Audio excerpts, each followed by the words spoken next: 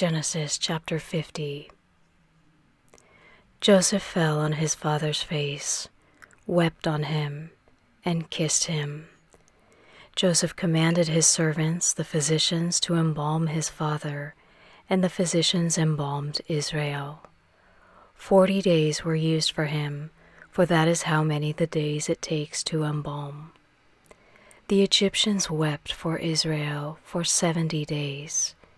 When the days of weeping for him were past, Joseph spoke to Pharaoh's staff, saying, "If now I have found favor in your eyes, please speak in the ears of Pharaoh, saying, My father made me swear, saying, Behold, I am dying.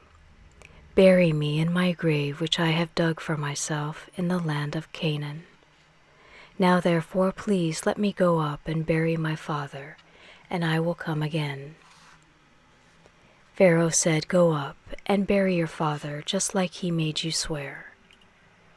Joseph went up to bury his father, and with him went up all the servants of Pharaoh, the elders of his house, all the elders of the land of Egypt, all the house of Joseph, his brothers, and his father's house. Only their little ones, their flocks, and their herds they left in the land of Goshen. There went up with him both chariots and horsemen. It was a very great company. They came to the threshing floor of Atad, which is beyond the Jordan, and there they lamented with a very great and severe lamentation.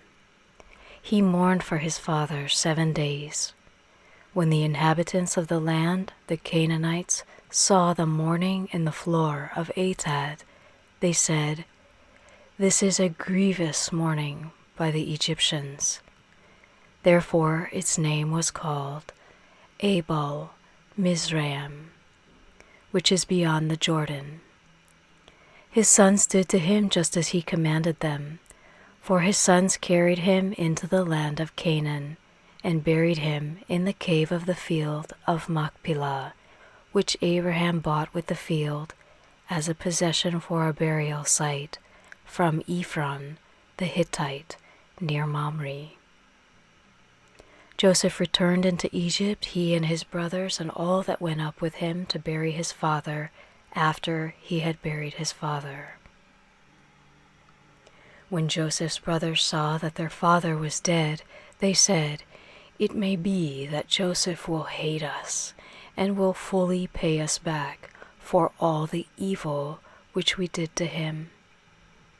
They sent a message to Joseph saying, "Your father commanded before he died, saying, 'You shall tell Joseph, now please forgive the disobedience of your brothers and their sin, because they did evil to you.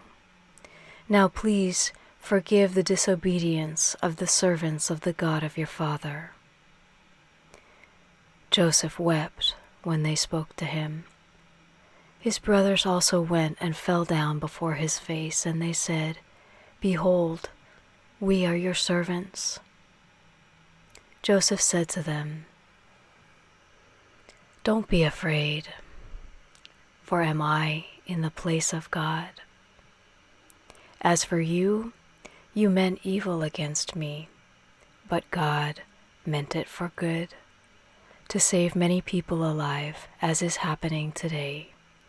Now therefore don't be afraid. I will provide for you and your little ones." He comforted them and spoke kindly to them. Joseph lived in Egypt, he and his father's house. Joseph lived 110 years. Joseph saw Ephraim's children to the 3rd generation. The children also of Machir, the son of Manasseh, were born on Joseph's knees. Joseph said to his brothers, "I am dying, but God will surely visit you and bring you up out of this land to the land which he swore to Abraham, to Isaac, and to Jacob." Joseph took an oath from the children of Israel, saying, "God will surely visit you, and you shall carry up my bones from here." So Joseph died, being 110 years old, and they embalmed him, and he was put in a coffin in Egypt.